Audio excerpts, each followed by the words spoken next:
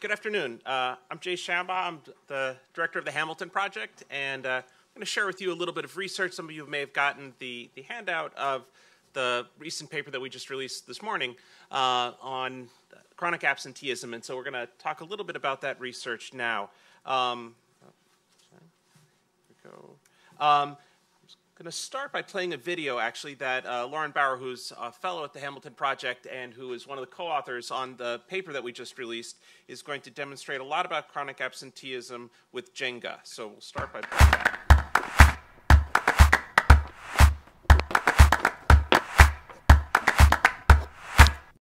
My name is Lauren Bauer, and I'm a scholar with the Hamilton Project at Brookings. Every morning, millions of families start their day with a routine like mine. Make breakfast, pack lunches, drop the kids off at school, go to work. Every day, millions of students across America are in school and learning. But every year, millions of students miss a lot of school. These absences are represented by the red blocks. In the 2013 school year, about 6.8 million students were chronically absent, meaning they missed more than 3 weeks of school. Being chronically absent is associated with a lot of poor outcomes, like lower student achievement and lower course performance. High absence rates, the holes that chronically absent students leave behind, affect students with good attendance too. If a teacher waits to introduce new material until more students are present, all students fall behind. When an absent student is in school, a teacher may use class time to bring them up to speed. Evidence suggests this reduces math achievement among students with better attendance. You might think that chronic absenteeism is mostly a problem among high school students with unexcused absences, but that's not the whole story. Among elementary school students, kindergartners have the highest rates of chronic absenteeism. Students who are chronically absent in kindergarten are less likely to be proficient in reading and math in 3rd grade. Chronic absenteeism gets worse every year from 6th grade to 12th grade. Students who are chronically absent in middle school and at the end of high school are more likely to drop out of school entirely, a status associated with a lifetime of poor economic outcomes.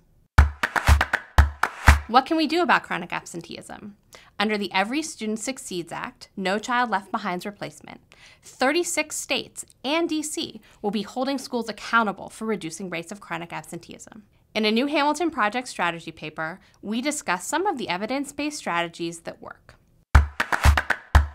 School-based mentors who track chronic absenteeism and work with parents and students on improving attendance reduces chronic absenteeism. Classroom teachers who visit students' homes and text with parents about attendance helps reduce chronic absenteeism. Even just sending mailings home with good information about attendance reduces chronic absenteeism and gets students back on track. As parents, we can make sure our kids are in school every day.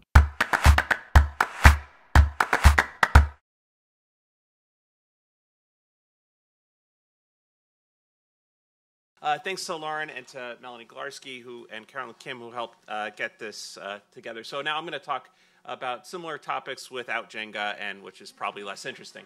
As many of you know, in the Every Student Succeeds Act, states were required to put in place one other indicator, a school quality or student success indicator. And as mentioned before, a large chunk of states, 36 states and DC and Puerto Rico, have included chronic absenteeism as part of that measure, either the entire measure or part of the measure.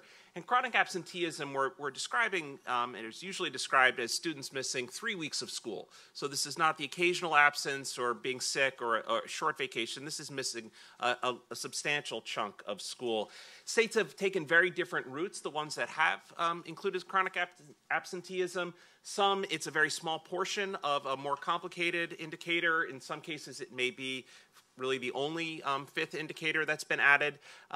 And states have a wide set of goals around this, but in some cases, the important cohesion to all this is that they're paying some attention to the question of, are a substantial chunk of students missing a lot of school? And we want to talk a little bit about what that looks like in the data. Before we do, just to reiterate some of the things Lauren mentioned in the video, is that chronic absenteeism matters. And I think one of the reasons that this is important is when people worry about additional indicators, you sometimes worry, are you pulling attention away from things that may matter more? And I think one of the reasons people think chronic absenteeism can be a useful measure of student success is that if you are chronically absent, you wind up having much lower academic outcomes in other ways. Attendance is correlated with academic outcomes. Chronically absent students fall behind in English and other test scores. Poor attendance predicts dropping out before graduation. And across a wide range of measures, schools with low chronic absenteeism wind up scoring better in a number of ways. So by focusing on getting kids in school, that's something that should be helping schools across a wide range of indicators as well. And that last set of facts comes from an earlier, as Ted mentioned at the start, from an earlier Hamilton Project paper when Diane Schatzenbach, the former director at Hamilton Project, and Lauren put out a bunch of evidence on why chronic absenteeism might be a sensible fifth indicator. Attendance problems are really pervasive. So this is actually data, if you're flipping through the paper, this may look slightly different because they updated the data yesterday. And so the team ran very quickly and made a new figure here. And what we see here is we're looking at the chronic absenteeism rate in schools. And one of the really distressing thing is, almost no schools have no one who is chronically absent. But even more than that, you're dealing with 58% of schools had at least 10% of their students chronically absent. Right, so this is not a problem in a small chunk of schools or in a few different types of geographies. This is across a wide range of schools that we're seeing a lot of students who are chronically absent. We could look at this slightly differently. This is data from New Jersey, and this is kind of binning schools into high down to low chronic absenteeism rates. And so the kind of orange bars over on part of the bars over on your right are the students who are chronically absent. If you kind of look at the median set of schools, a typical school in New Jersey, you're dealing with where they've got around 15% of their students are chronically absent, but even more than that, that next kind of lighter orange bar are students who are missing 11 to 15 days. And so those are students you might think of as at risk of becoming chronically absent as well. And when you add those two groups up, you're dealing with almost a third of their students. And so this is a problem that's really a widespread one. If we think about who's chronically absent, taking different data where the reporting is coming from the parents, and so frankly all the absence reporting is a little lower in those cases, there are two things that stand out. One is poverty and one is health. And frankly, the interaction of the two is really important as well. And so you can see in the green bars, it's showing you what the chronic absenteeism rates are across a wide range of health conditions. And they're all notably higher than the students with no health limitations all the way on the right. But then within each set of bars, you can see that in almost every one, poorer students are likely to have chronic absenteeism rates higher than non-poor students for a given type of health limitation. On top of that, the reason these interact, you could say, is that poorer students are far more likely to have the health limitations that then also lead to higher chronic absenteeism rates. And so for both reasons, you wind up with poorer students having notably higher rates of chronic absenteeism. As Lauren mentioned in the video, it is not simply a question of older students missing school. In fact, it's the very youngest students who have the highest rates of chronic absenteeism. You can look at the figure on your left there showing you for elementary school students what are the rates of chronic absenteeism across different grades across schools. And you can see that for kindergarten students, grades across schools, that distribution has shifted far more out to the right, where there's much higher rates of chronic absenteeism. Amongst older students, it then does shift in this pattern where the older a student gets in high school, the higher the chronic absenteeism rates are in school. But the fact that kindergartners have a much wider chronic absenteeism problem is important because one of the things when you look at the student level you find in chronic absenteeism is a huge degree of persistence. Once a kid is chronically absent, that's the best predictor that they will be chronically absent next year. You can control for a host of other factors about the school, about the child's family, about the child. If they were chronically absent last year, they're more likely to be chronically absent again. And so starting with a large chunk of students facing chronic absenteeism as kindergartners is setting up a set of problems later on. If you look across schools, the same story shows up, actually, about persistence. So this is data from Maryland, and it's showing across 15 years, how many years did a school have a high rate of chronic absenteeism? So 10% of their students chronically absent. And the thing that probably stands out is half the schools are at 15. meaning every single year they had high chronic absenteeism. If you go through and control for a whole host of things about the student population they face, what you find is actually, yes, poverty matters. Yes, a range of other things about the demographics may matter, including the parental education levels and things like that. But actually, the most important factor is, did the school have a high chronic absenteeism rate last year? Which suggests in some ways its policies and practices at the school level matter a great deal, because some schools continue to have the problem year after year after year. In some ways, that's actually an encouraging message to people working in education, thinking it's not simply the hand you're dealt and the student population you're facing. A lot depends on what's happening at the school level. So in this paper, we try to outline some of the lessons one can take from a lot of the research that's been done on No Child Left Behind to think about how should one try to incorporate this data. First of all, as we know, what gets measured is what gets done. And so suddenly if states are putting this into their plans, then this is something people are going to start focusing on more. One thing that's important, and this is where there's a wide range how states are approaching chronic absenteeism, is the goal has to be in reach. If you just said you only get points if you have 0 chronically absent students, it's unlikely that any school system is going to reach that goal, and it may be something that just starts to get ignored because it's unreachable. And so trying to figure out the range of goals that you need to put in front of schools to try to make it something that is achievable but meaningful. But with taking care of the fact that the goalposts can be moved. And if you're moving the goalposts too often, then it's something that it loses information content for parents. We have to take a lot of care that once this becomes a target, that it can be gamed, and that you have to worry about something, once it's a measure, ceases to be a good measure. So there is an advantage with chronic absenteeism is it's working off attendance data that's important for a whole range of other things schools are doing, which makes it a little harder for people to game, at least hopefully. There should already be high quality data tracking on attendance. And if there's not, some states, including I think New Jersey, are trying to put in place people that may try to help with that data collection to make sure it's high quality. And that's an important thing if we're going to actually hold schools accountable for this. And then lastly, it's important that you try to make sure that there are actually new plans in implementation, not simply relabeling things schools are already doing and saying, oh, well, we're doing this for chronic absenteeism, if in fact that's just something they already were doing. In terms of the research, it's important to note there are high-quality studies that have been done that suggest there are real things that can be done to combat chronic absenteeism. And I commend to you the paper that lists a lot of these studies and details about them. But 2 themes stand out. One is that deeper connections and better communications can really help. And so there are some interventions that are frankly not that expensive, whether it's mailings to parents or in some cases slightly more intensive where you've got 2-way texting between teachers and parents, trying to let parents know what's going on, trying to let parents know actually most of the other students are in school and it's your kid who's not, things like this that can try to shift the culture around absenteeism. And then, though, really importantly, is putting another trusted adult in a child's life who can encourage them to get to school.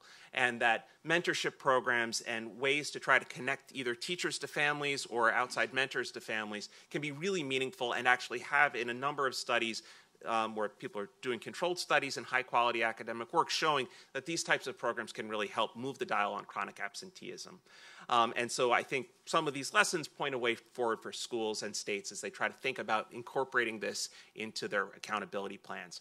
With that, I want to turn it over to our friends from the Bush Institute to talk about other aspects of, let me flip forward, other aspects of accountability. So I'll turn it over to Anne Wicks.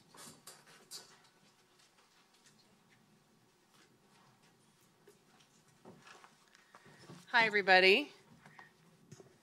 Glad to be here to have a chance to talk about this with you all. Before we get started, just in case you're not familiar with the George W. Bush Institute, we're part of the George W. Bush Presidential Center in Dallas, Texas. We are decidedly outside the Beltway these days.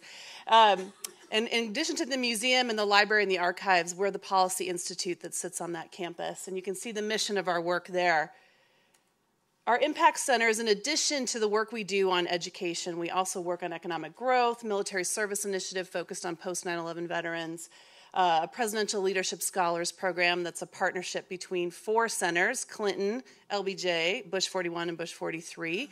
That's an incredible program. In addition to the work we do globally, a global health initiative focused on breast cancer and cervical cancer in Africa. a human freedom initiative that works in places like Burma and North Korea, and a women's initiative in Middle East and North Africa. Developing leaders, advancing policy, and taking action is what we really care about, in addition to engaging our community in North Texas and around the world. So that's what we're about. In our education reform initiative, we really focus in 3 areas: advancing accountability, which we're obviously talking about today, and then a school leadership initiative. Just so you know, we're focused on helping districts recruit, support, and retain highly effective school principals. In addition to the Laura Bush Foundation for America's Libraries, which is, if you need to feel good, that's the best. It provides grants for books for libraries serving our most vulnerable kids, a passion of Mrs. Bush and a cause close to her heart.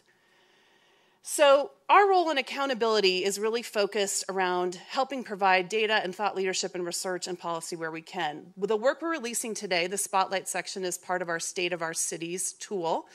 That was created at the request of Dallas Mayor Mike Rawlings, who came to see Holly and was trying to figure out, how on earth do I figure out how Dallas measures up relative to New York or Chicago or San Francisco? There's all this education data floating out there. How do I make sense of this? He's a competitive guy. He wanted to know where he's winning and where he needed to catch up. That turned into State of Our Cities, which I encourage you all to check out. It's an online interactive tool allowing for user comparisons where you can look at about 30 education data points, all publicly available data, and compare over 100 cities to see what all sorts of data points look like, to try to make decisions and understand the landscape in any particular geography. In addition to the data dashboard that we have, we've released spotlights that let us go into editorializing a bit about some of the key issues of the day, college and career readiness being one, chronic absenteeism being another. And we really try to inform that with some case studies so you can see what different districts, cities, states, how they might be tackling a particular issue. There's no better way to learn than from and with each other, and we think our spotlights allow us to do that. And just to know, our audience for that isn't really researchers or wonky policy types. It's actually mayors, city leaders, city council members, funders, people, superintendents, folks who are in those communities really trying to make change and use data and research to do so meaningfully. Just a quick reset on accountability. As you all know, No Child Left Behind really put the flag in the ground for federal accountability. Important things to note: it was a bipartisan effort. There was both Republicans and Democrats involved in getting that law passed, and it's equal parts civil rights law and education law. You might remember President Bush talking about the soft bigotry of low expectations. One of the important legacies of NCLB is that we now have disaggregated student data and can see the performance of subgroups, which is so critical when we're trying to eradicate these achievement gaps, It was narrow by design. Reading and math scores are easy for folks to grasp and understand, and we all sort of get why that's so important.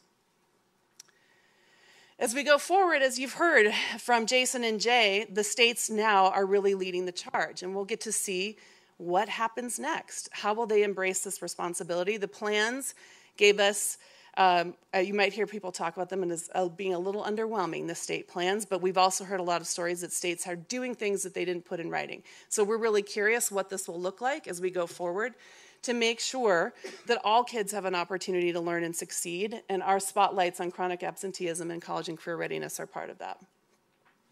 I'm not going to spend a lot of time here because Jay just went through this, but in case you want to know, our spotlight that we have to add to the research that the Hamilton Project has done has 4 cities that you might take a look at: Baltimore, Grand Rapids, Paterson, New Jersey, and Tacoma, Washington, are case studies that we've put out that show how those communities in particular have taken on the issues that Jay just described. When it comes to college and career readiness, this is a much bigger, murkier, a little messier topic than chronic absenteeism. There's lots of ways to define it. There's lots of data that can be used as part of this.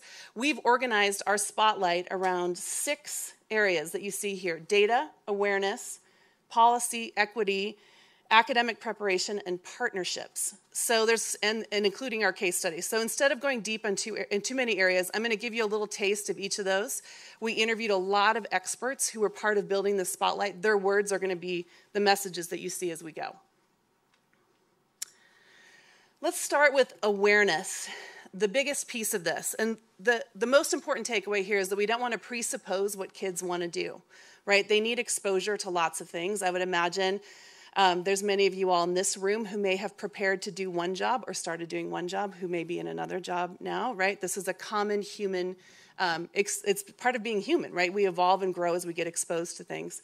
What's really important for kids in terms of college and career readiness is making sure that all children have access to lots of different opportunities. That includes an incredibly strong academic preparation, but also advising support, work-based learning, career pathways, everything that's going to lead to very clear choices for all kids to have in the future. When we turn over to data, there is so much data that you can track. And in fact, this part gives me a little bit of like heartburn to think through because there are so many data points. I think in our spotlight, we have something like 25 to 30 different data points that people are tracking, anywhere from SAT to ACT scores, to post-secondary enrollment, to counselor to student ratios. There's lots of things that you can track, but you need to make sure you can act on it. No experts have agreed this is what research says you should track and pay attention to. So our recommendation at this point is that you understand, if you are a person in a district or state or who has access to this information, you know what's out there. What is your district already tracking? What is your state tracking? You figure out how to access and organize that information so that you can then make some decisions. Kate Creamer from Advanced CTE says, some districts do their own data collection, but most rely on what the state collects. This is a great opportunity for leaders to start engaging to provide guidance and guardrails for the city's priorities.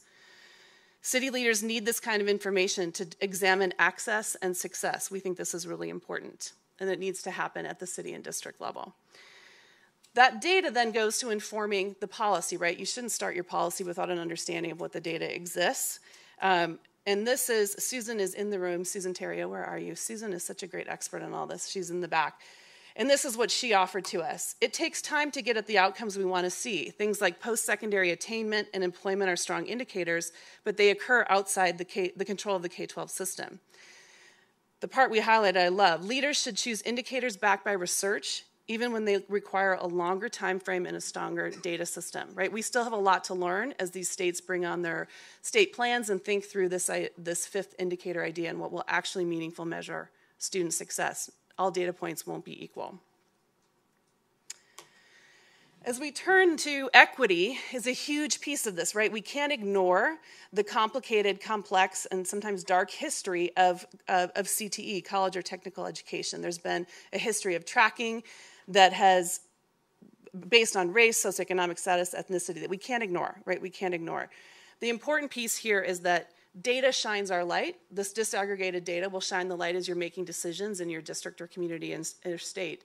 And I like this quote here from Rachel. Some states have put access to high-level coursework as an accountability factor under ESSA, and they'll have to figure out how to interpret that information. If they see kids from certain areas not taking a given opportunity, they will have to crosswalk that finding with access questions. Just looking at uptake patterns won't give an accurate picture of who had access. So a 20% gain is not a 20% gain unless that's disaggregated, and you can see from an equity perspective about what's happening for kids. The part we feel really passionately about, and this came up in Jason's remarks as well, is there's no daylight between a strong academic preparation and college and career readiness. Every child needs a strong academic foundation to have genuine choices about what comes next. So there's no less than track academically or more than. College and career readiness is not college or career, it's college and career that we believe in so strongly. And you can see that in Quentin Suffren's quote here. We don't distinguish between college and career as two separate paths. All programs of study should have a transition to post-secondary opportunities, whether a credential, a 2-year, or a 4-year program. We think this is really important for everyone taking this on. The case studies that we have in our spotlight that I encourage you to check out, they're very, very detailed. There's lots of good examples in there, and I want to give you a little taste of what we saw in each of these cities. We looked at Albuquerque, New York, and San Antonio, so we had a good mix. There's some common threads in all of them, most particularly around partnerships. So this is not work that's happening in a district with closed walls to the community. It's happening in conjunction with higher ed, with the business community, with nonprofits, and sometimes government agencies, and that is very clear, and every city that's doing this with intentionality demonstrates that. And I love this quote here from Sarah Shaw of the College Advising Corps. District leadership is critical for successful efforts at the school level, since those leaders can ensure that CCR is a priority and that advisors are empowered to best serve students. But the cities doing this work best have multiple partners that help the school district and include supports after high school. I think that's really important. So in Albuquerque, this is a really interesting place. So some of you who are ESSA nerds, you know that New Mexico had a very strong state plan. And there was connections between the state ESSA plan and the governor's strategic plan, focused on helping more New Mexicans get, New Mexicans, is that the right term? Attain a credential or a degree. And we see that in their college and career readiness partnership that they've built in Albuquerque. It's called Mission Graduate. It's designed to have 60,000 new grads credential or degree by 2020. They're about 5 years in. It's a partnership of higher ed, K-12, nonprofits, and government. And they've built, importantly, a shared dashboard of data indicators that they use pretty publicly. They decided what they want to measure. They use that publicly. They haven't been winning or successful in every area, but they've learned a lot, and they've had some great successes that spun off new work that we think is really important. And here you can see Angelo Gonzalez from Mission Graduate. We talk about college and career readiness, but we often see more emphasis on the first C, which is college. This is important, but we would like more efforts to take the second C, career, seriously and measure that progress. They're engaging the business community a little more thoughtfully to make sure people are prepared to do just that. New York City has taken a little different tact, and to be honest, I was a little surprised that they emerged as a great case study for us in this area. And the part that we're really optimistic about is their connection around that strong academic foundation. So many students in New York public schools, New York City public schools, go on to the City University of New York. There's a strong pipeline connecting those institutions. And a very deliberate partnership was created where kids can take credits at CUNY credits while they're still in high school. They're taught by CUNY faculty, so they're not getting a watered-down version. And that's been in place for a number of years. And there's three important outcomes that they've seen. One, that kids who graduate from high school and matriculate into CUNY bring more credits with them. That's not surprising if they've been participating in the program. But what's really interesting is that they also end up earning more credits than kids who didn't participate in that program in their first semester, and their GPA is higher, right? So that experience is clearly helping and supporting their success over the long term. The last one we looked at was San Antonio, and San Antonio has really taken the partnership model and maximized it to their great success. Both the superintendent and the mayor in San Antonio are big believers in data and use it in everything that they do. They have a partnership with something called the P16 Plus, which is part of the Strive network, if you're familiar with that has created a citywide citywide data platform that several of their partners use. So they have brought together Diplomas, which is a group that's focused on helping young Latinos attain a degree or credential, along with My Brother's Keeper, which is focused on boys and young men of color, keeping them to stay in school and attain a post-secondary credential or a degree. And San Antonio Works, which is a partnership with the business community in San Antonio that's built a very robust internship program for about 70,000 youth in San Antonio to get real robust work-based internships over the summer. And then the combination of that has really changed the landscape in San Antonio that we're anxious to watch over time how they do. So what's next for us? We are updating the data in that tool. As many of you know, there's some big new data that came out yesterday that we'll be adding. We'll continue to do the A-word interviews that Jason mentioned in his opening remarks. We think it's really important to hear from the folks who are implementing this work and leading this work about how accountability has helped them improve outcomes for all kids. And we're really looking forward to, like many of you, what is the implementation of this turn out to be over time in the states? Policy is one thing, implementation is the whole other thing, and where really the rubber hits the road, and that's what we're interested in. So I encourage you all to go check it out, bushcenter.org/state of our cities, and you'll see all the spotlights in our data. And with that, I'd love to bring up our panel to talk about what this really looks like in the day-to-day work as they're living, adding these indicators to their work.